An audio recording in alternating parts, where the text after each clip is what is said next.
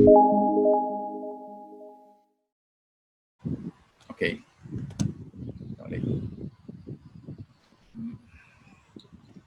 Sorry. Okay. Good morning, everybody. May I have attention? Good morning to all participants and Mr. William, our facilitator for today. So today we have about 89 participants. So before we go into the webinar proper, let us do some administrative arrangement. Okay. So during the presentation, if you are unable to hear us, please raise your hand by clicking the raise hand icon. And if you have any questions to ask, please make use of the Q&A icon at the bottom of the screen, and we will try to answer all your questions wherever possible. So today, Mr. William is going to talk about situational learning. So this is what are we going to talk about. And so what is situational learning and how is it different from traditional learning? So we will have Mr. William to tell us the difference and how situational learning is more applicable in today's COVID-19 environment and the course that he'll be conducting thereafter. So, okay, a little bit of Mr. William credential. Mr. William is actually a accredited company director, and he's a seasonal professional business leader with over 25 years of regional and Asia Pacific working experience since 1983. So since then, Mr. William has delivered local and overseas learning and development, and having led various business integration and M&A projects. These projects result in effective human capital development, improvement, and business transformation in company, project management, and business leadership, change management development. So having led Fortune 500 companies, he deliver customized program, business consultancy for MNCs and SME locally and regionally. So without further ado, let us welcome Mr. William to give us a speak on situational learning. I hand over to you, Mr. William. Thank you. Hi, thank you, Nai. Good morning, everybody. Arong Sung's side. Morning. All right. This is William To. Nai, can you give me sharing of the screen itself? Yeah, you can share already. Okay, hold on.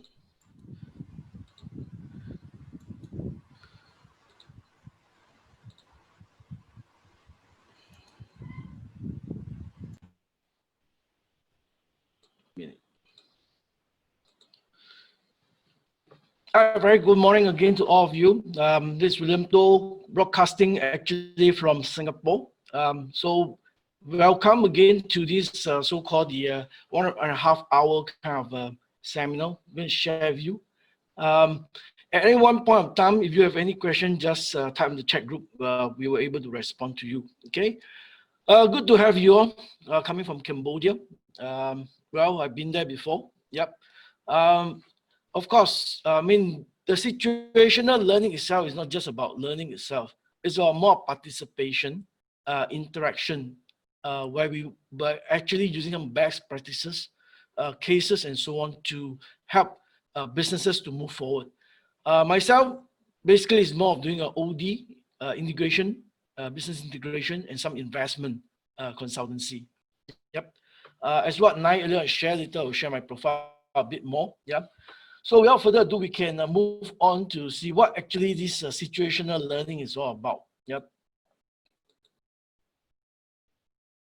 So we will have some FAQ later. You'll see that. Yep. Where we're coming from. So later at the end of the part, we have some FAQ. So beside your question, as and when you ask during the chat group. Yep. Okay. Also through the learning itself, we can see some business resources that we can use. Here I say resources include tools and some processes.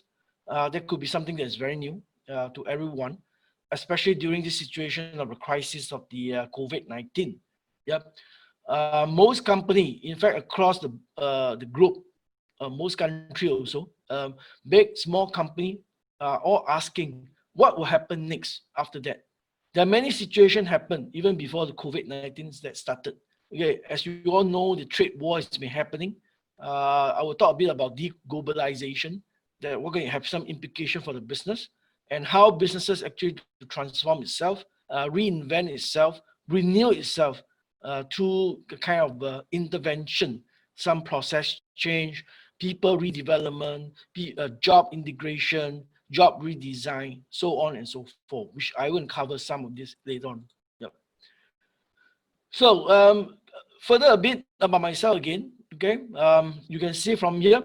Okay, basically I used to work for my last job actually working with CP Group, Pokomham. There's a Thai company. I used to also work in the bank, Standard Charter. Yep, and also companies like General Electric and Motorola. Yep. So my background is quite broad. Besides just HR, you have business integration and so on and so forth. Yeah.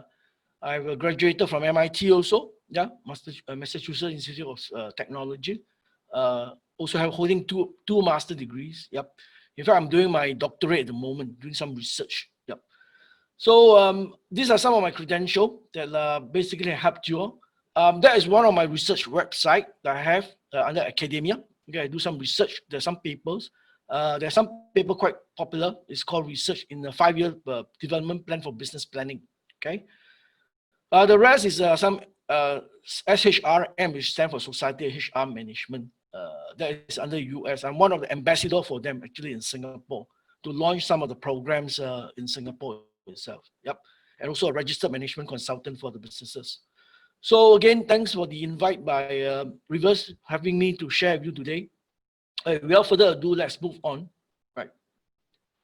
Now, situational learning itself cover basically about how are we going to interact in terms of learning. Okay, you may see from here, it involves interaction and participation. Now, the learning itself is not about having the classroom. It can happen on the website. It can happen on anywhere on the go and so on and so forth while you're moving. It could be mobile. Yeah? But the key part of a situational, the keyword is about interaction. It's based upon the actual situation that we are all facing. For instance, you can see here, deglobalization, most of us are facing today, which have some implication for all business, trades, cross-border kind of business dealing. Yep. Then moving on, we also have see automation, which is coming fast in forward. I understand that even Cambodia itself, under the strategic plan, there will be automation, digitization, digital transformation of the businesses. Likewise, over here in Singapore, same thing. I think most of the countries within ASEAN are moving forward to that. Yep. With the COVID-19 situation, we have seen some of the very profound actual usage of automation. Some of that, in fact, I'm working on some project on RPA, robotics automation process, helping companies to scale up their development, their business, and even their workforce. So the other one will last, but quite common. We see a crisis in terms of climate. So there'll be some situation changes. So-called the situation are all moving around us. Some of you may have heard of the so-called the thinking about VUCA. Okay, it could be very, very uncertainty. They're very volatile, and also very ambiguous kind of situation. So we need to able to manage those situations very differently within our organization, inside, out, outside, in kind of a consideration. So that will be the key thing that we got going to talk about situational learning. But how are we going to do it based upon the current situation? There are many, many of the factors that comes into our consideration as a business. Yep. Because I myself also doing a business myself, my own. I run business in Hong Kong and so on. Yeah. So we face a lot of challenges at the moment.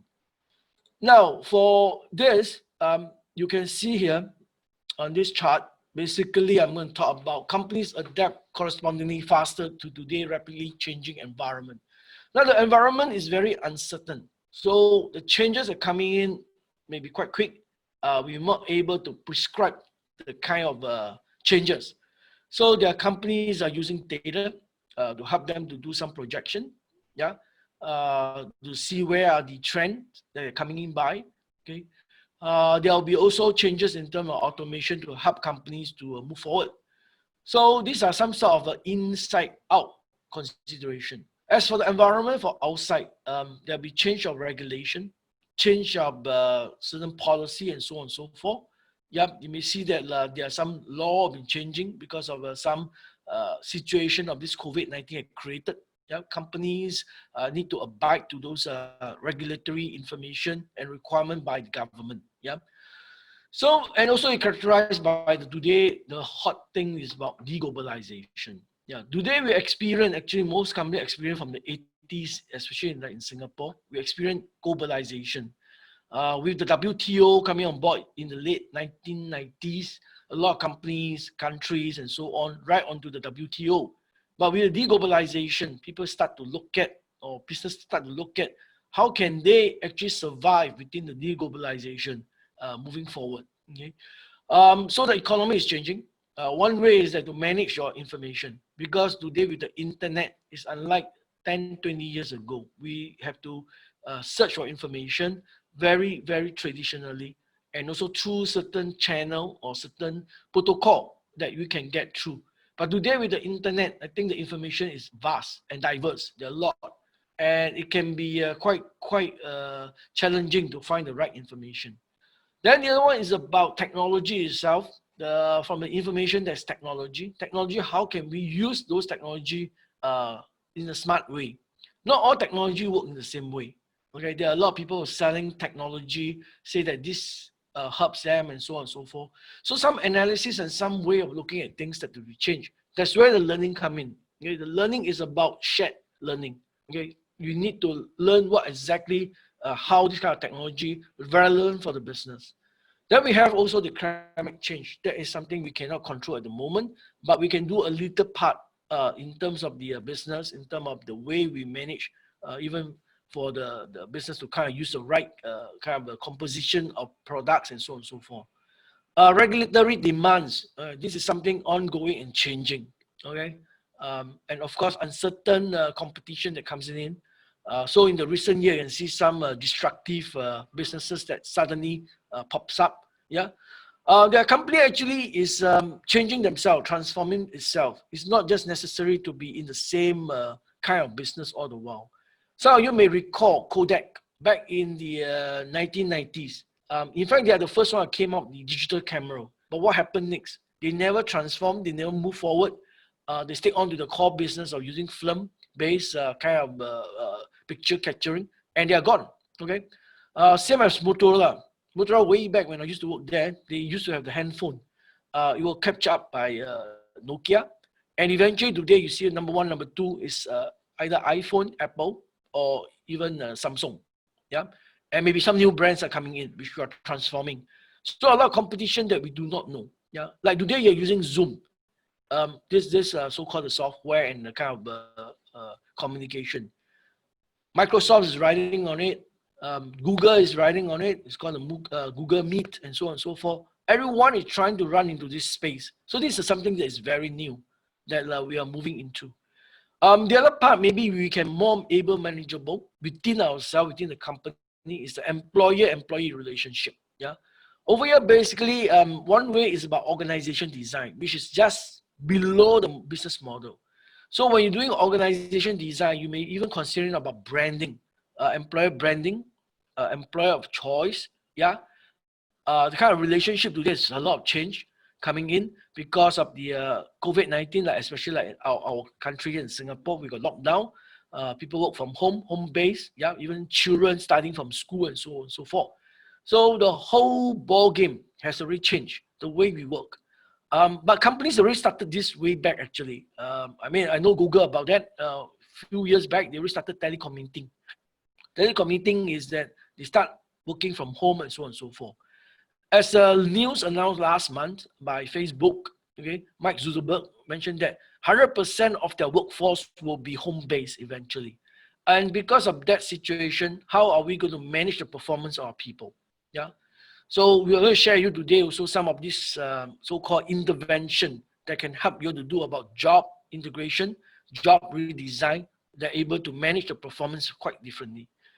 Next, we move on very quickly about businesses that must be ready to make some significant changes. What do you mean by making significant changes? Now, significant changes can come in the form of, I say, internal and external. But what we will look at is internally how we're going to manage through the information that we already gathered or that what we already harvest and build on it. I'm not going to say they're going to throw everything out of the window that the business have been really built on. Is that you still have the core. You just modify that core. Maybe from a vertical business going to horizontal, that you bring up something that is new, that work hand in hand together with that information or the businesses. Yeah. So organization changes can be realized in a different way. But here today, I'm going to share you about strategy, roughly, how we're going to do it. There'll be one case study. You can take a look how that company actually used the strategy, technology, the structure, and this to help the organization to make the change. Okay. So that could be one area. Yeah, I mean, automation can assist company if itself does not realize how to clearly use about the information and technology. Someone popped the question saying that, yes, if you do not know how to use it, definitely. Even if you know how to use it, are we going to apply? Way back in 1980s, I went through a training in EDB, Singapore Economic Development Board. We have almost the first few batches went through the robotic training. We went through a study because we were under the educational group to design curriculum for Singapore development industry. There was a whole bag. We asked ourselves one question using a force field analysis actually, to go forward or not to go forward, that Singapore fully go full-fledged of automation. That was a thinker for us. If we go full automation, what happened to the population? Where will be the job be like? Are there people going to be out of job, unemployment? How going to impact on the economy? Yeah. So we fall back and say that, okay, certain industry that we need to automate, but not a full-fledged. So automation itself has a two so-called double-edged sword. Yeah, how it goes about. So company had to use and enhance or harness automation very carefully. Yeah, it can be a backfire sometimes to the whole society as well as the economy. So that's why internally the structure of the organization have to rebuild. In other words, I mentioned about business need go through a significant changes. That is a structure. The reporting structure have big implication for even business in terms of cross border and so on. Yeah, how people work and so on and so forth. I having worked in a family-based business like CP Group, Jurupokomham. They have quite flat at some point of time. Okay, their business because they're family business. So their structure also changes because of technology. Recently, 2 years back, I helped them to do a so-called investment into automation company because they're transforming. As you know, CP Group, they are very good at agriculture. So they are using agriculture, integrate with technology, okay, to help them to go into the next part of the development. Of course, the people play a very important part. Yeah, people is the core, also called the asset, a capital asset of the organization. Even you have a very good structure, very good technology, very good strategy, if the people do not buy in, do not accept, nothing will actually happen. In fact, it hold you back and complicate the whole changes that you would like to have. So basically, we look at it, the people will be the ability to adapt to different kind of changes. So we need to help our people to adapt, your company workforce to accept and make the kind of change. Okay, encountered by company due to many factors, inside, outside, in of the organization. So here we also try to emphasize that learning by doing. Okay? Learning by doing is go beyond on the job training. Actually doing like project based, more project based that you drive. Way back, I used to work for General Electric. They use a lot of projects to drive learning. In other words, in the project, there are a lot of situations whereby individual team members are supposed to share what have they learned during the process of this project. So they collectively get some information to know exactly what are the good things that they can consider best practices. Now, moving forward a bit in IBM, remember there's a project we are doing called Sales Compass. The Sales Compass in IBM, actually, we developed together. I mean, I was part of the Lotus development. We were acquired by IBM. We came up with a so-called Sales Compass. Inside there's some call of every salesperson go out to the field. They want to do a project. They need to write an incident report, okay, called CI. The incident CI incident report, critical incident report, is about what have they done. And through that, actually, we capture some information. Today, we talk about how we scan through, even using RPA and so on, looking for keywords and so on and so forth. In fact, way back, IBM already done that, using their Lotus suite and so on and so forth. We capture key information from the report, see how we actually work on certain specific projects that we can turn about. And using that become a learning part. In other words, we transform some of the project into the learning program itself. So that's where the customization comes in. You become tailored according to your actual business happening. It's not just picking up from some textbook and then bringing it in. So that's why I said learning by doing, project-based strategy. Now, the other part the organization need to do is about outside in and inside out. Yeah. So it's about collaboration. So collaboration itself basically will talk about how you collaborate with partners. Partners are working on your side. For instance, way back 1992, we were the first batch of management went over to China, Tianjin, Motorola, to set up the plant there. When we went there, we are not greenfield. Partly we're greenfield because of the branding and so on and so forth. But in terms of the startup, putting up a startup operation is quite difficult. We collaborated with our partners, so-called all the suppliers. So when we went over, we brought along all the key suppliers along to support our businesses. So what I call is collaboration. So we have factory rented area. We also shared with our supplier in close quarter so that we can communicate. While we're doing that, we also have those foreign partner coming in to look for synergy, alliances with the local partner to share and teach them what we expect, how are we going to do it, okay? So that is something that I emphasize that called balancing the collaboration, inside out, outside in. Now, this is something quite new to many people. In terms of the word, it's called co-opetition. Co-opetition is not new in terms of the actual work. Some of you may have traveled before in airlines and so on. They call code sharing and sharing of resources, sharing of planes and so on and so forth. For instance, I was one traveling in Hong Kong. They're having the typhoon. Happened that I was on Cathay Pacific. Okay, I came in and Cathay Pacific are using a so-called a smaller plane, but typhoon was quite strong. I think number 8 or number 7 sort of situation. So I was being approached by one of the constant flyer. They asked me, would you like to change to SQ? You know that Cathay Pacific and SQ, they're both competitors in Hong Kong. But I was shocked. I said, why not? If you can able to put on a SQ because they are using a bigger flight. They're using A380. There's a bigger flight, so they can take the turbulence of the so-called the typhoon. So I said, I don't mind. So I saw that it's co-opetition. Now, even for this travel agency is using this method all the while. Co-opetition is not difficult. Okay, it's the same. Now for banks, I used to work for Central. Well, surprisingly, when I was there, 2016, start up the so-called the service excellence program. I was the head of the service excellence or Central. I was surprised that our payroll wasn't paid through Standard Chartered. We were paid through either all the local bank like China Merchant, China Bank, and so on.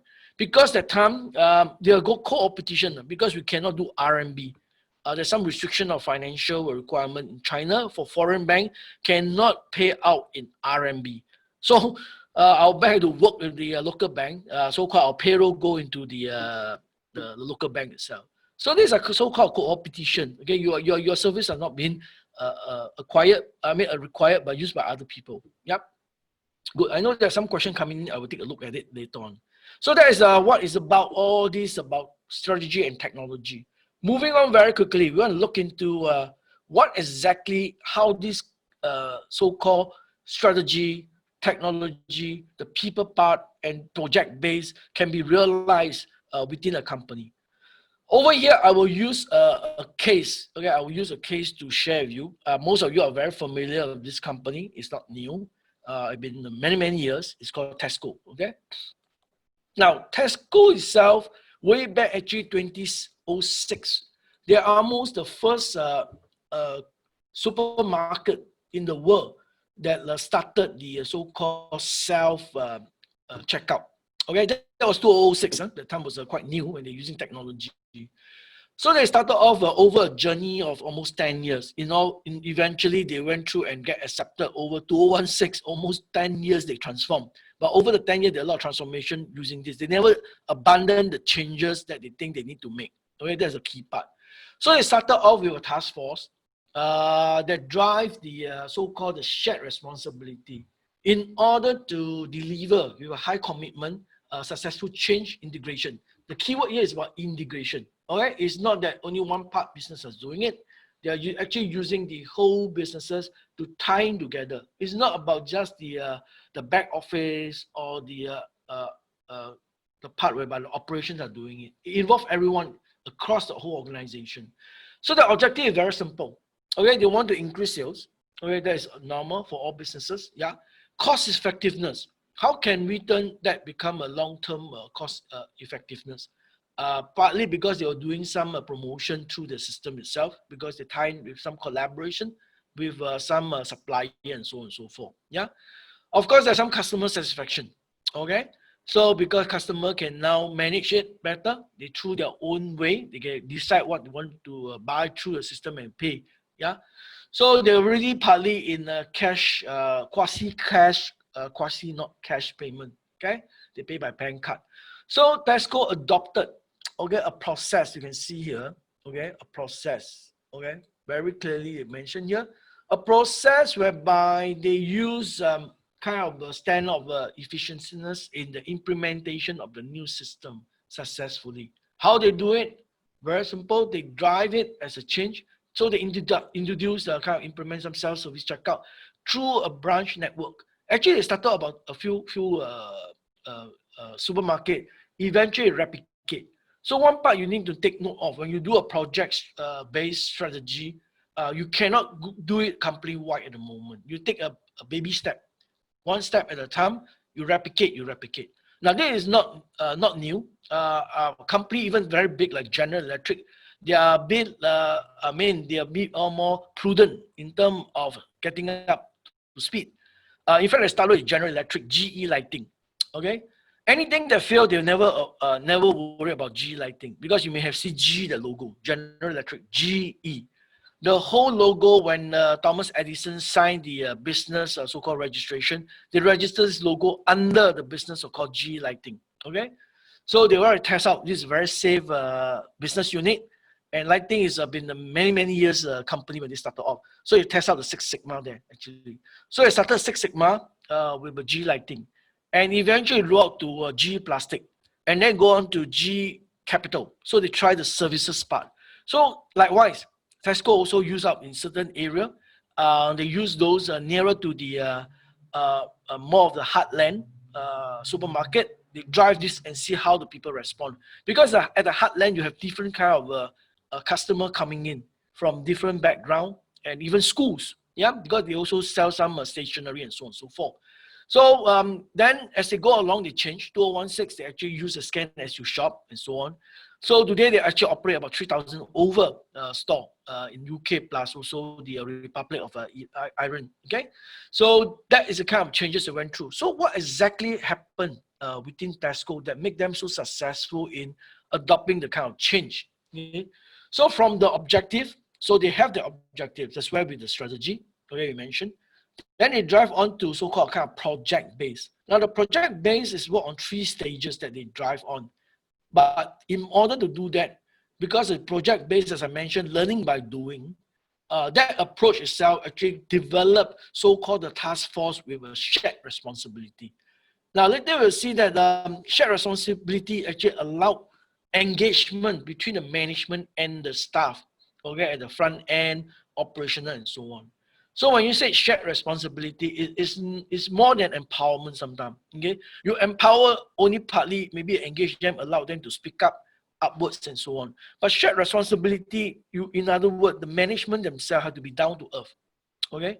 I'm not forgetting, one of the success factor within Tesco, because they wear uniform, okay? That already mentioned that regardless you are manager or you're non-management or whatever, all are putting on the same uniform, Tesco, okay? So the culture itself already inbuilt that. So in order to think about your shared responsibility, it may not be just about the work. It's about the significance of representation. It could be some indication and so on and so forth. So think about how to getting everybody on the same level or same work level. Okay, that's where the job integration become important. Job redesign also become important. So 3 stages. The first stage they went through is to realize the current so-called strategy. They think that it's no longer suitable for the current situation.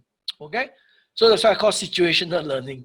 So there's one part of situational learning. You learning, you think about it, you think throw everything out of the thing and rebuild everything from scrap and so on. So you know what exactly happened. Okay. I know your neighbor's country, Vietnam, Hanoi. Okay. Hanoi did very well. Okay. Reason because they have the city, which is old, very, very tradition. But when they built the new economic plan, Hanoi built outside of Hanoi. They built another one. Okay. This is exactly same as Korea. Korea, you know, Incheon, yeah, exactly the same. Okay. Incheon, they are divided by the Han River. They got the old Incheon and the new Incheon. Okay, that was a success story. Exactly same as China, Shanghai. You got Putong, you got Puxi. So you can separate the old and the new. So what it means is that the current situation doesn't work anymore. We can still sustain the business at some point of time, but while we're also building something that is new. Okay, that's what I mean that new and old, how they're going to coexist in a way. Yeah. Of course, they think the old situation cannot survive. They move on. Yeah. The second part is about establishing the visions of the company future direction. That is important. That's where the shared responsibility comes in, because they want everybody on the same page. Everyone will be working and looking forward to the future of development. Yeah. Now, implementing the change itself, basically setting up new system to support. Yeah, that is where the change come in. That is the technical part. That is where the people work on it and try it out. The kind of learning that coming in. When we're talking about system, system can come in two ways: people before system or system before people. Okay. So over here, actually, because of the shared responsibility, Tesco adopted people before system. Okay. Though it takes a longer time to implement because you involve a lot of people, you want the people get involved, but its sustainability is there. They're able to sustain the business to move forward to a longer term because people are managing it end of the day. Yeah. So more successful integrations of the change into the process itself. Yeah. But a lot of company went through like change management training and so on and so forth. It's just about training. Here, what we want to talk about, even situational learning, learning by doing, project based, is about applied learning. It's not saying that, oh, after a class, they go back, that's it, with the knowledge and some skill they know. Not, we don't stop there. What we want is the follow up by projects. Okay, just to share with you, how come General Electric at certain point of time during Jack Welch era was very successful? Because all the learning come from the project itself. I remember because I was running Cotton View. You may know of a leadership development center, Cotton View. My boss used to be Steve Kerr. Now he left, but he's working for Goldman Sachs. Yeah, I was running the Southeast Asia Cotton View leadership development. Our mandate is that if there's no project, there's no training. So training actually identified through project itself. So they put project as the most important critical part of the learning itself. With a project, you go for a training. You identify what are your gaps, what are your requirements. Now, our training also very unique also. We don't send people who are lack of the skill to go for the training. We send people for training for the purpose they already know, so they can add value to further add. Okay? So that is something missing. A lot of people didn't know that, oh, how General Electric do the learning by doing. We actually send people who already know the subject, but we want them to go to the workshop is to challenge, to open up the mindset. What I'm thinking is the why and why not. Why am I doing it? Why not I'm not doing it? So they challenge the individual. With that knowledge and the information, with that thinking, they came back to the organization, the return, bringing new, fresh idea that built upon, based upon what they already thought supposed to be. Okay? So the kind of integration has become important. So when you're successfully integrating the business, the success has to move forward, yeah, based upon all these challenges. Now that drive the result for Tesco to end up improve the structure. It created a new product and services. What's a new product? Most of them are house brand. So they can capture the house brand, develop their own house brand and move forward. Today, if you go to certain supermarket, I mean in Singapore, like NTUC, you can see Tesco product there. Their own house brand called Tesco. Some of you may have been to London or Europe somewhere. You can see the products under the branding of Tesco. So they create a new product for itself. Yeah, in order to create their own competition. Yeah. House brand has its purpose. It's not just not just about competing with your supplier. You actually use a benchmark. Using your house brand is supposed to benchmark where am I for different kind of branding. Yeah, brand purposes. Yeah. Then develop new management for the business. and deploy new technology. This one is just words, but basically new management, because of the engagement that comes in, they rethink their way of managing the people, okay, and they work on project-based basis and deploy new technology because technology is ongoing. They may change the way things are being captured and so on. However, there's a business risk being mentioned by one of the University of Leicester, yeah, Matt Hawkins, okay, the doctor is mentioned. Retail also facing a problem, even they go for technology. The risks are basically amplifying the risk, mobile scan, payment, and so on. They ensure that they ends up in the basket, not the being stolen or so-called sinkage, yeah. And people may hack into a system, yeah, we will know, and then they will bypass the payment system and so on and so forth, yeah. So this risk that technology actually allow you to enhance, but also allow you to think about the changes, yeah. For those who are interested to read this article, it's on this website. Okay, they have tell you a lot about the how Tesco actually manage its business. Yeah. Okay, a lot of question coming in. I know. We'll be managing it later on. Yep.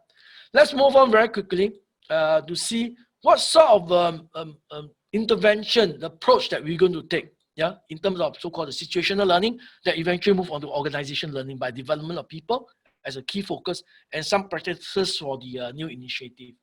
So to start off with project-based strategy is learning by doing. So after a program, very specific, it can be tailored, it can be a generic, or it could be a public program or a kind of modules that you went through. But what we call for is actually there will be a need. Your follow-up will be a project-based. Some of you from the HR, probably in this group, we are familiar with training and development, so-called Kirkpatrick level 1, 2, 3, 4. Yeah, most training stop at level 1. They just only do the assessment, they do an evaluation, and then that's it, stop it. Level 2, maybe they go a bit, get some feedback, observation, so on and so forth.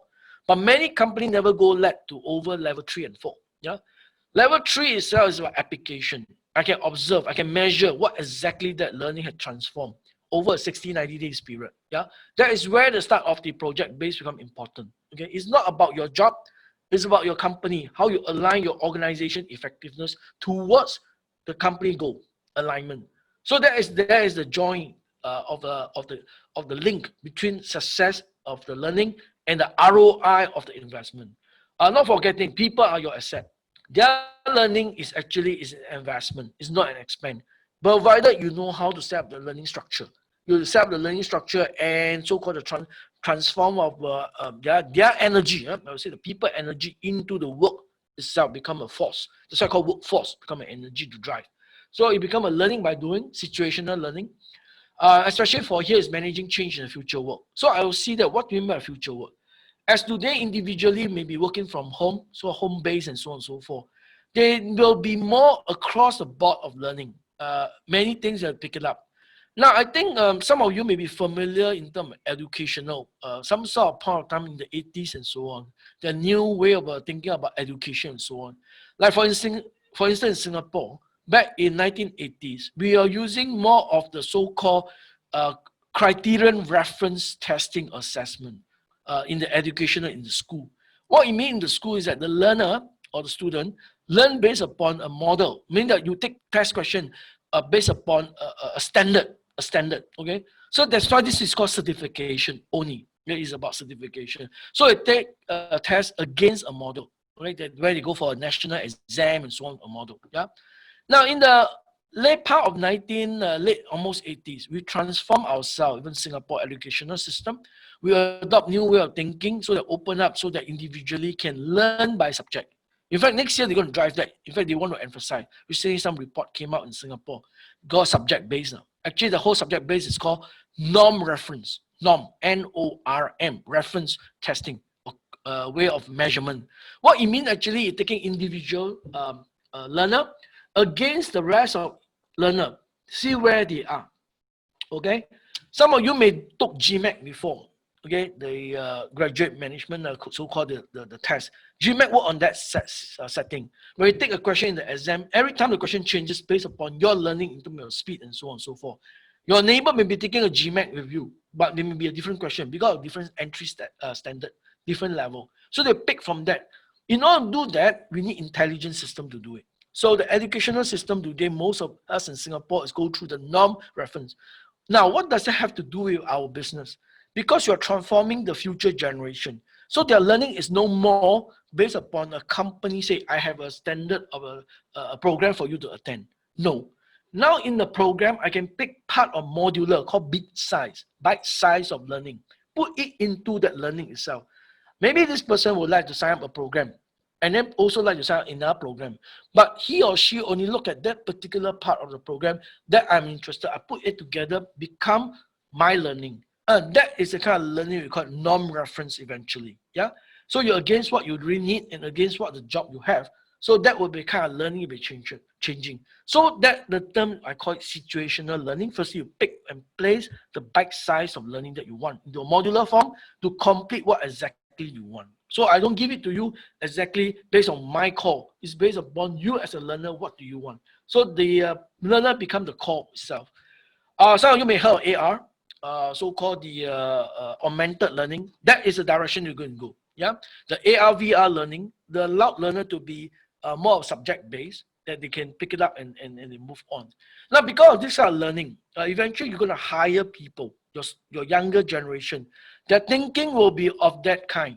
Yeah, and so there could be a disjoint between the current work where you have already set up, based upon what they have learned coming to the organization. They may see a disjoint among this the work structure itself. So you need to remodel. Okay. So very quickly move on to the business model regeneration. This have some implication moving up backward to the business itself. So you may need to do a business regeneration that come down to cascade next level organization design. This will be talk about structure. It's about system. It's about your branding and so on and so forth. Because of that change, it will roll down further or cascade down further, become a work integration. Different kind of work in cell. Now, work in cell, called CELL. Because like the COVID-19 had created, people starting to work from home. So when they start from work from home, you are working in cell. And at the same time, you want to transform your worker not as one. They may be multi-skill. They're able to cover certain area.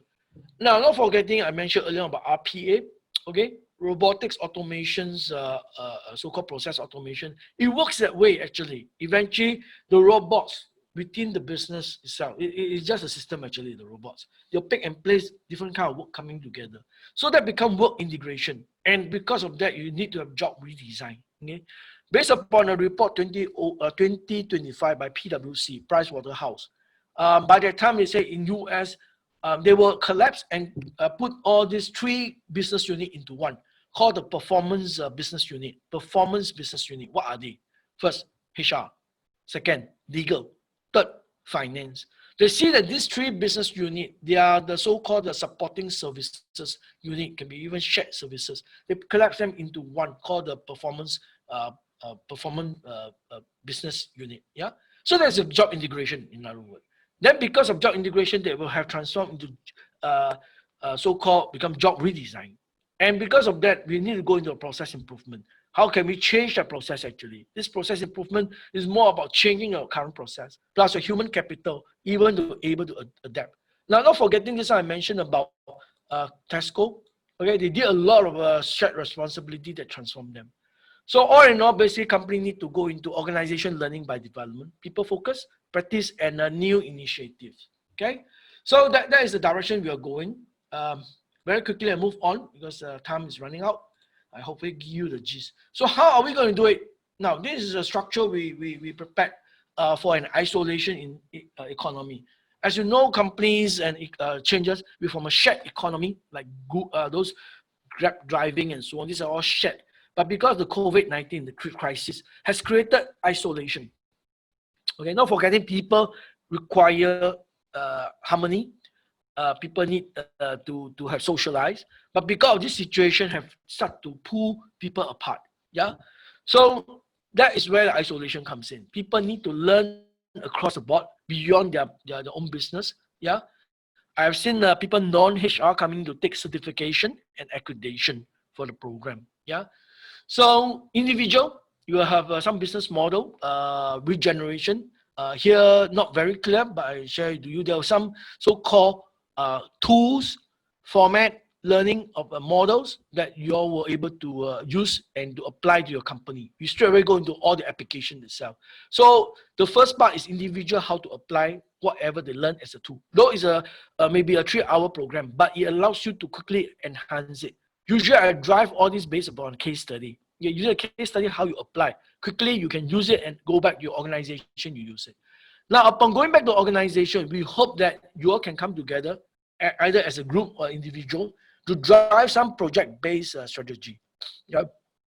Just to share with you, I'm one of the assessor in Singapore, helping the one of the called IHRP, is a government-driven agency.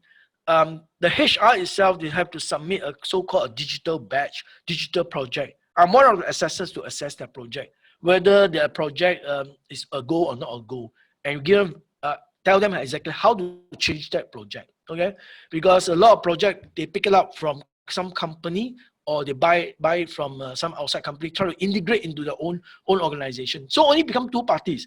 They have the seller, service provider of this technology for the HR to use. But this is not enough. So the government intend to say, okay, since you want to improve your technology space in terms of digitization, you need a third party coming from the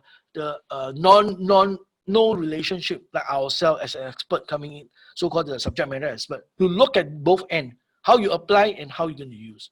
So the method we usually use Agile now. Okay, Agile is not new.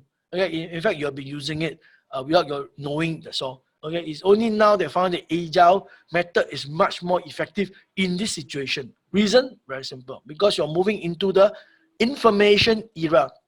You can decide where to get the information, where you can resource the information. In the past, we are using waterfall. So you may heard waterfall as steps. Because you depend on someone to give the green light to go ahead.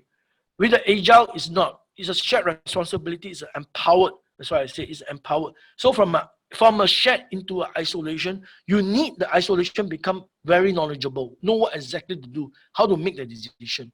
So because you have maybe even technology like RPA coming in to support, you only just to make decision to allow you to drive. Some of you have already seen some software called document sign, okay, document sign. Those are already in that format, okay? They are already allowing individual to sign off at that level. Now, the next part is to progressively to learn and to look at the changes that comes in. We always keep constant about learning, okay? This is where the industry practices has comes in, that you will see that there will be some needs of some best practices, okay? For instance, okay, I share you this best practices of this so-called the book itself. This is a book that I would like to advise you to have a time to read, but it can be applied in your organization immediately, basically. This is the kind of learning I would say industry sharing. So the industry sharing, we will pick up certain books or certain area that interests the learner itself. Then from that book, we'll pick out all the process, the steps, and we apply into your organization. So it's called industry practices. Okay? I remember I did a program for one company called AstraZeneca. You may heard of that, AstraZeneca. Yeah? I used the word the good to great to transform some of their strategic planning back in 2003, 2005, yeah, the period. I did a 3 years project for them, even launched 3 medical products for them. Nexium, Cybercorp, and Crystal. These are all marketing. They want to compete with Pfizer at the time, yeah? So we use that good to great. I use that book, use all the information, transform it into the action for them, the organization. So they right onto that, become part of their DNA of driving the strategy. So this book basically telling you 3 things. One of our people, your worker, what you expect from the work, exactly same as what shared responsibility is all about. Third one, technology, exactly same as what Tesco is trying to use technology to transform a work organization. Last but not least, they keep on continuously changing, improving. That's where this 4 rule applies for changing the composition of the workforce. Yeah. So this book is about the future workplace experience. It's very aligned to what we are now at actually in this situation about deglobalization, about the COVID-19, post-COVID-19 company opening up, or even for company, the economy is transforming. Right? For instance, you're building a data-driven recruiting ecosystem. How to use data to become your asset. Okay. In my research, I got one company that I also part of it, partnering, called the NSC, Next Step Connection. I wrote one about called Data Asset. Okay, you can go down to my website and take a look at this paper. That paper eventually, one company in Bangkok bought over this part of the company because we use it for some sort of transformation and blockchain and all this digital marketing and so on. Yeah. So the company called Lexicon that bought over part of my company called the Next Step System. Yeah. So we're doing a lot of blockchain and all these things. So that's all data driven. Yeah. So we have other things. It's called the gig economy, where people coming in, newer, younger generation, and also multi-generation. How you're going to place that? Okay, there's a come to time whereby the integration become important of the workplace. So this workplace integration, workplace transformation, and so on and so forth. Yep. So lastly, very quickly, how are we going to do it? Later, I think the Reveres also going to share with you some of this. I just should share over the screen. So as part of this module, you'll see it, okay? These are all organizational module, yeah? They will learn 3 hours each. That will tell you straight away how you can apply it and so on. Yeah, we throw off all those, a lot of concept and so on. We go about application. So we drive it straight away how to do it, okay? So module 1 is assessment of the organization. Some of you may skip this one because you have redone it just to use the information to build up. Then module 2, talking about the change coming, it's more about people, and the process itself is about structure and the strategy. Then coming on to the organization design, which I mentioned earlier on, we have the business model up there, okay? You're going to develop. Then you will have the business so-called organization design. That is the structure and the system that comes in. Eventually roll down to individual, so we will have integration, job integration and so on. So that will be covered something in this area. It's about job integration, collaboration, module, and so on and so forth. So some technology that comes in, some performance management, because self-management, I say that it's an isolation economy. How individual able to manage themselves and able to manage others, okay, individually, not within the within the same space. They are all physically different. Yeah. So we may even hire people from overseas, but still working for a company in a very different way. So this isolation economy is going to change the whole dynamics of people using with technology and the work itself. Last but not least, you also have this area. Some of you are on the way. We are designing it. Yeah, all these programs are all ready. Any one time can follow up. Last part is about so-called organization go into the specific area. So it could be the organization process improvement. It can be company-based, okay? If not company-based, we'll use a case study to help individuals coming from different organizations. If you're company-based, you'll use the company situation to drive that, to help you to bring in the people, okay? You bring your team of the project team coming in. Then you have consulting practices for individual businesses that do engagement. That's within a business function. Then at times you may be doing some projects. So because it's project-based, it could be across the functional area. It could be some dynamics and so on and so forth. So we can get this from the institution itself. Yeah, that's all I have for you all basically. Other than that, I maybe will share you what sort of things that actually you'll be able to learn. Let me go and pick up some information beyond that, okay, to let you take a look. Let me stop share first. Yep, I pick up some tool to allow you to see. Then you will understand what exactly certain things that you all can able to see. Okay. Let me pick it up.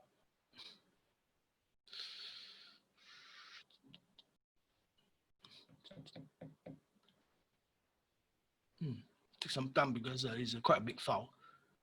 Okay, we have this. This.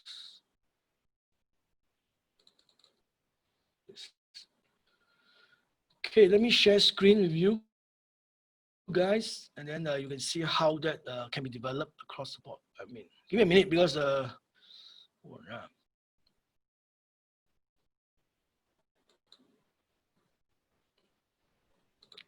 I will share screen with you guys and see where it goes.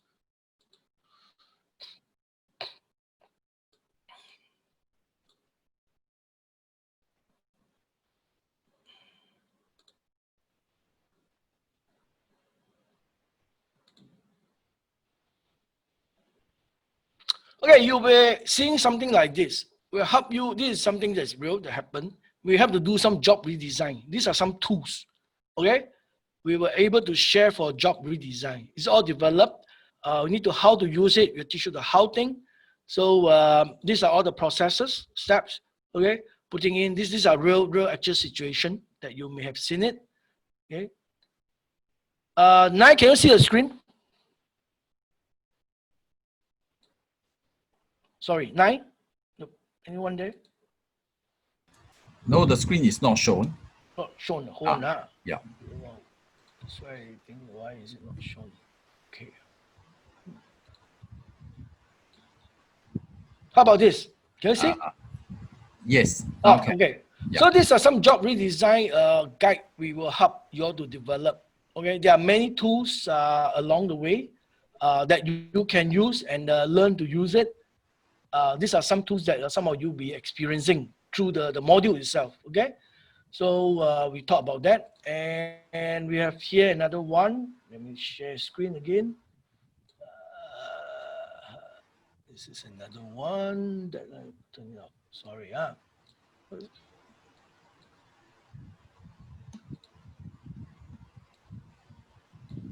So give me a minute.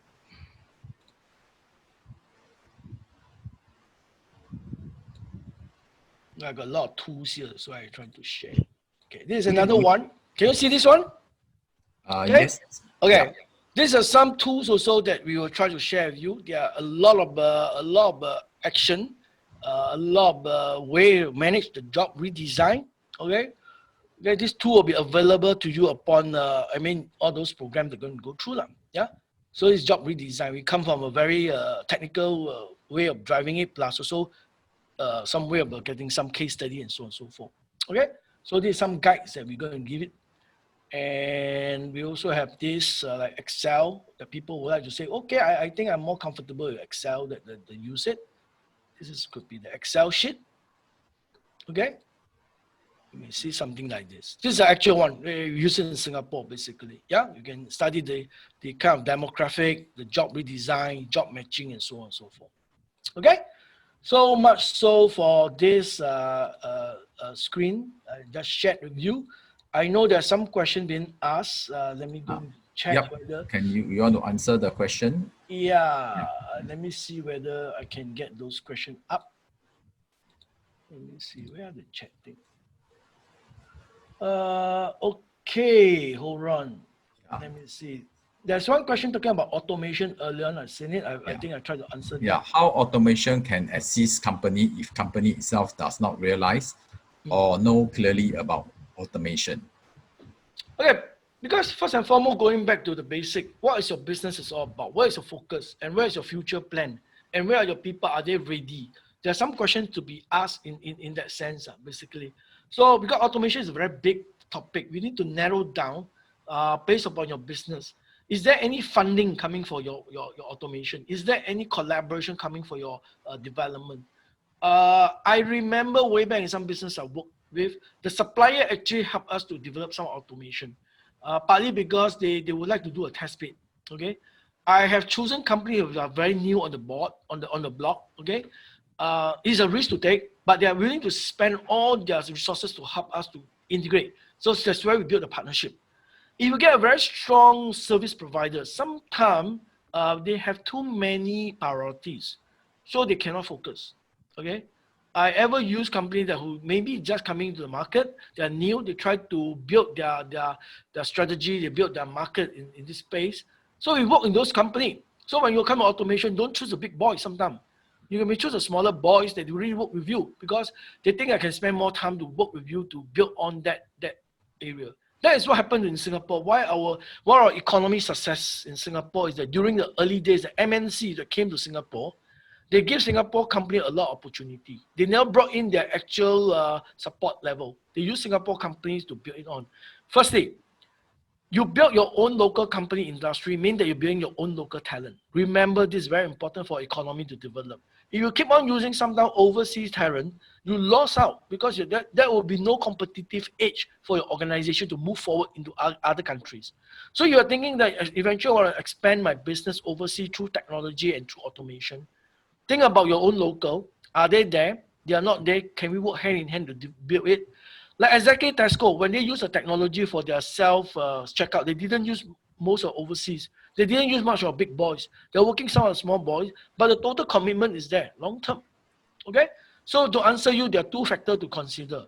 The kind of technology, the kind of business you're in. The next is about your people. Okay? Both local, inside and outside. Okay? That's where you use it. Next, how about how does the isolation economy stands to alter the very fabric? Okay, someone asked that question on the may see on the screen landscape. Now they got a few landscape here. I see business landscape, social landscape, the way business interact, the way the business collaborate, and so on and so forth.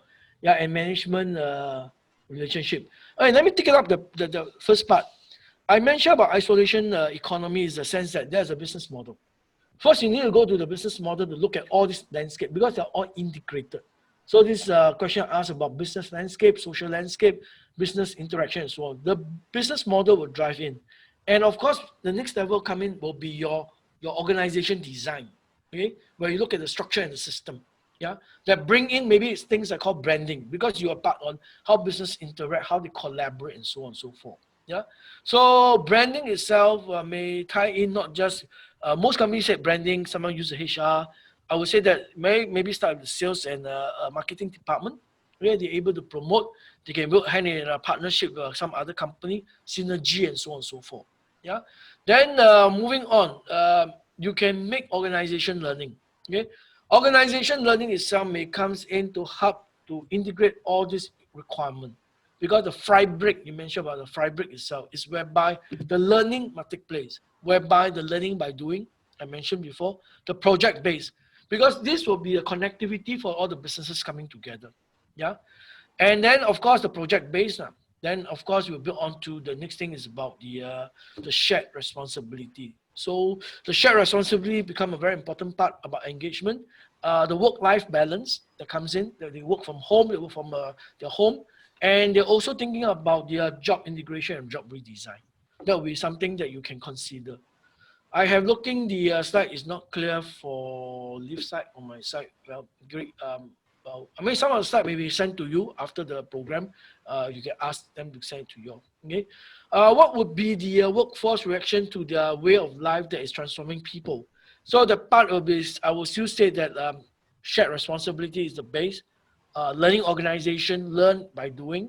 Okay, and the engagement that comes along. Okay, so likely to facilitate kind of change that organization and take it up. Yeah, so the workforce reaction, I repeat, is about shared responsibility, engagement, and the work redesign or work job integration. Let me see what else questions that people are asking. There are a lot of thank you note here. What is important that is focusing on your business?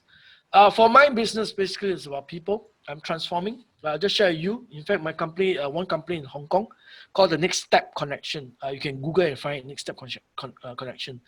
2017, I worked with the business partner, a business owner, and the founder, and so on. One of the so-called the partner for them. In fact, we got the award, the first organization to got the virtual internship awarded in the US. Okay, that was even before now. You're talking about virtual. Okay, that was 2017.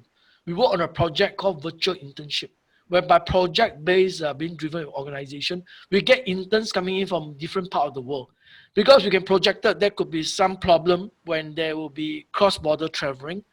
The time I was talking about bird flu, I don't even talk about COVID. I told the founder, you better go work on a virtual internship project. Yeah, you can Google it, you can see it. We are the first company in the world got the award called the virtual internship. Yeah, I was driving it behind. Yeah, so what is focusing on my business is about transformation. We always look for all the possibility of changing.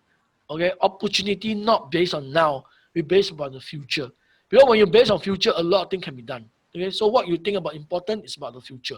So work on the future in order to work on the future based upon the present, using the past to build so-called the success in terms of like trustworthiness, the diversity of the business, the governance of the business. This could be some sort of old branding that you recreated. Okay, those are the past things. Yeah, and also a culture. Don't forget a culture. Never forget about company culture and your national culture. That make yourself a different. Okay, not everybody will be the same. Okay, because you said something made in Cambodia, that is special. Okay, it is from here. So even you put a picture of Uncle Wat down there or whatever thing, all this picture represent the country, represent the city, represent the culture. I was talking to people in Japan and Germany. I was quite surprised. Their technology are all there. They have all the payment by cash and so on. But I asked them, why didn't you go for digitization, cashless? One answer, culture. They told me, the Japanese, do you know our dollar sign, our money dollar, the yen, got our emperor photo on it? If I were to go for a digitization of cashless, our younger generation will never know who our emperor. Where were we from? Where were we from? Very surprisingly. Same as Germany, culture. Both countries are very advanced, but they still never go for cashless, unlike France and so on and so forth, their surrounding country, because of the culture. Okay, we're very surprised. I mean, in Japan, they follow American way of doing things. But when you look at the cars they are driving, left hand or right hand, can anyone tell me? You can observe. Okay, they are driving on the right hand side. Why? I checked with one Toyota engineer. You see, surprisingly, most of the thing you follow American way of doing it. But the car you are driven is more like the British. He said, it's not about the British, it's about ourselves. Huh? I said, why? They talk about the Bushido. The Bushido is their like the samurai thing, no? When the samurai look at when they bend down, when the samurai bend down, they always tilt the body. The heart is always away from the enemy. Haha, away from the enemy.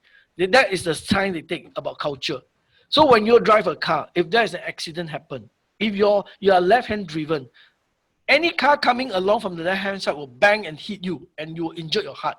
And they told me, you only got one heart, you got two lungs. Okay, you can still survive. But one heart got gone, you are dead.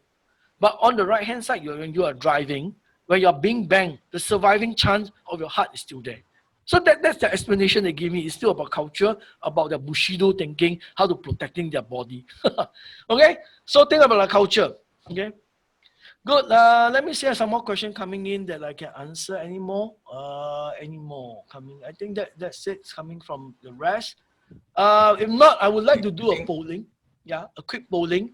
See what sort of the impact that you will have. Okay, let me share the screen and then you can do the polling. Hold on, give me a minute. So I would like to capture some information.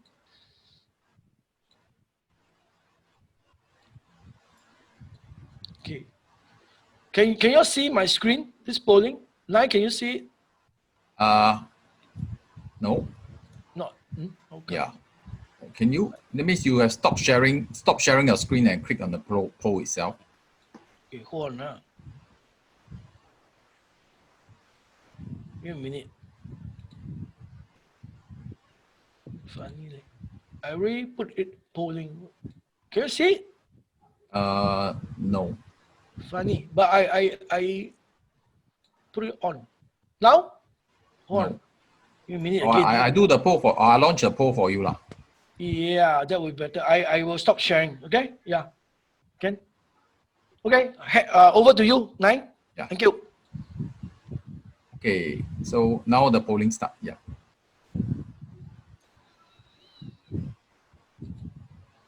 So this polling is just to get an idea what exactly you are thinking about. So we have the first poll talking about the impact also.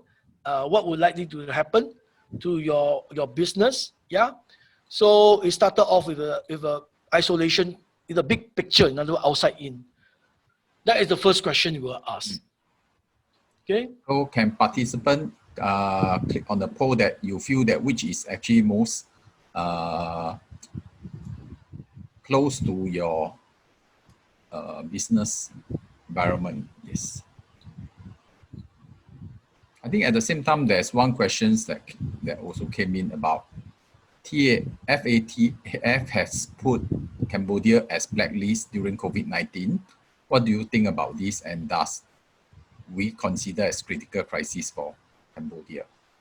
Let me check. Is there a question over here?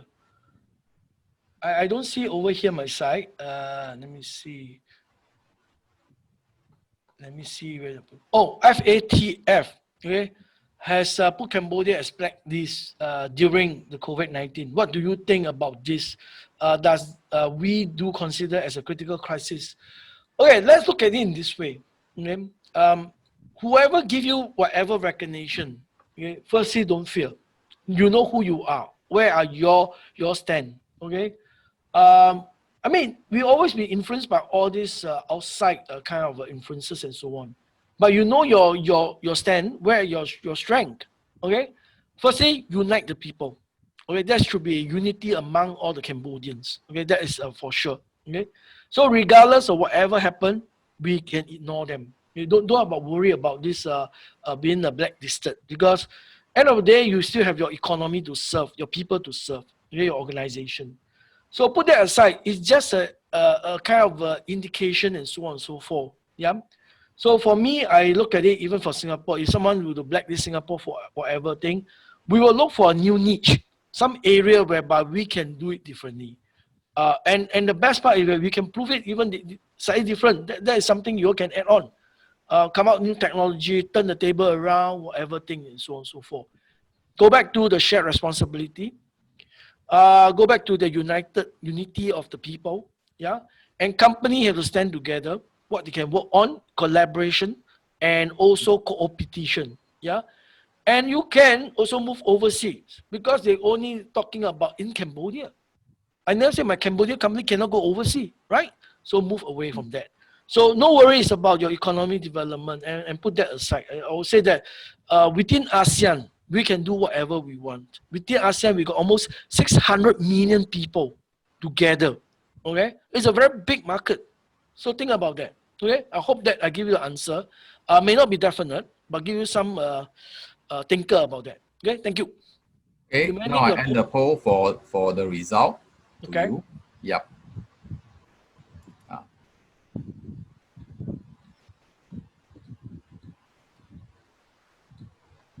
Okay, let me quickly say on that. Most 40% talking about process improvement is a key part. Okay, of course. I mean, looking back into back in the 70s and 60s, when back in Singapore, the kind of situation, we're talking about a lot of QCC. We got a lot from Japan training and so on. JS Japan Singapore kind of collaboration, bring in the QCC. We look into process improvement, because a lot of new technology that comes in. We have some old and integration. So process improvement may be quite critical at juncture, especially when you're developing your organization moving forward. Yeah.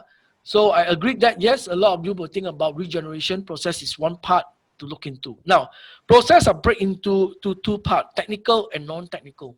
The process thinking is another part about the thinking. And actually, the whole thing consists of three parts: roles, process, and so-called the people itself, in terms of the tools. Because when you do a process improvement, you're cutting across the organization. Some of you may not be speaking the same language or jargon. So that's why when you process improvement, make sure the language are commonized. People across the organization understand. So start with some basic education. What is it about? Why are you doing it? Then with that language, they understand what is it doing. So the next part is about the tools.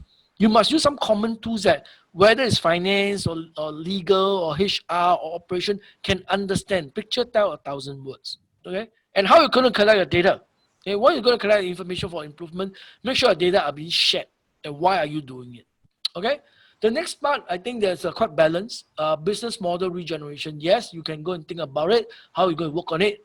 Organization design is structure. Human capital, of course, very important. But I also add on one more part, is organization assessment. Remember earlier on I shared a case about Tesco? They did a situational study, a feasibility study. They don't go and do it out of nowhere. They actually did some internal study and using the people to understand what exactly going on. So they actually did some organization assessment. Okay, there's another part you have to consider even before going on to the process improvement. It may not be the across the board. It may be take some part of the organization to involve in terms of the assessment. All right, that's my take from this. Thank you. Now back to you. Right. yeah. Okay.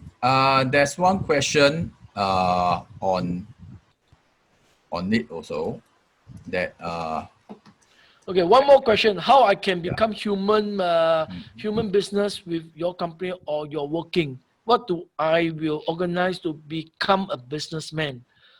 First and foremost, I think you need to build your skill. Where is your strength? Okay, because in order to become really a business partner for organization, not necessarily just about HR. You can pick up some finance related, speak their lingo, learn their language. Also, some IT now required. So partly that you have a core of a HR, you also need to have some other skill that support your future requirement by the business. Okay, that's the first part I'm share with you about working in a company and so on. Yeah. Importantly, communication. Okay, when you communicate as a HR person or in your own profession, think about the other party. Do they understand your language in terms of your technical strength? Okay, may change your language whereby the other party may able to understand how you're going to speak. Coming back to process improvement, very simple. You may have one department to drive process improvement, but if they are speaking too technical language, nobody is going to understand. Okay, that's why the QCC created by the Japanese, they actually use a very common language, very simple language that allow the organization to adapt and understand. Okay, that's about communication. The second part of your question you asked about it is what do I will organize to become a businessman? Self-confident, okay, and networking. So you need these two. Firstly, be confident what you're going to do. Don't worry about hiccups here and there. Okay, down the road is part of the learning journey. Okay, you may learn certain things that's bad and good and so on and so forth. Take it as part of learning. Don't worry about the setback. The setback is the next step to success. Yeah, about the businessman. So self-confident. Second is about business networking. Try to network beyond the current business that you know through different association, through different network, social network, and so on and so forth. That will build up your trend. Of course, the other part is that you want to be a businessman, you need to have something to represent you. Either a website, Instagram, Facebook, okay, whatever on that. You can be a single businessman, can be a very successful one. Okay? So end of the day, want to make it more successful, write a book, write some articles, share with the world what you think of, and have that being acknowledged and being recognized. So that's all I have for you for these questions. Okay, back to you, Nine. Sorry. It's okay. Okay, thank you very much. I think it's about time for, it's about your 1.5 hours is up. So thank you, William, for the sharing and the information. As we see from the course here, we have the course outline and the course detail for you all to register. If you are interested in the module, please sign up within our website, which is academy.reveresgroup.com at event. Please go there and find out about our course and can sign up for it. Thank you very much, William, welcome. for your thing. And thank you all for attending this webinar. So you may stay on for what if you have any other questions, I will try to answer. Okay, Somakom. Yeah. Thank you. And then to some of you leaving, okay, okay, thank you. Is there any questions that you all need? You can continue. I can be here in another 5 minutes.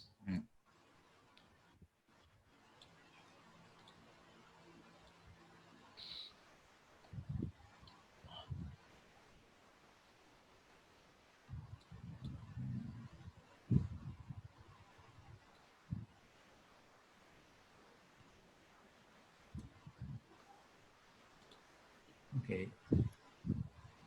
If anyone have any question, you can just put it. Yeah. Yeah, I'm still around. You can post it or you can. Yeah.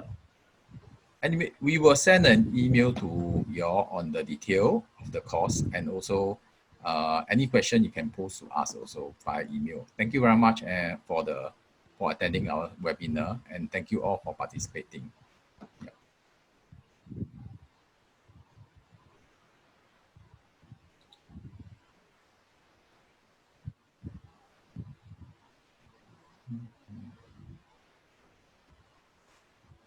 Okay, if there's no question, we will end this webinar, and thank you very much, everybody.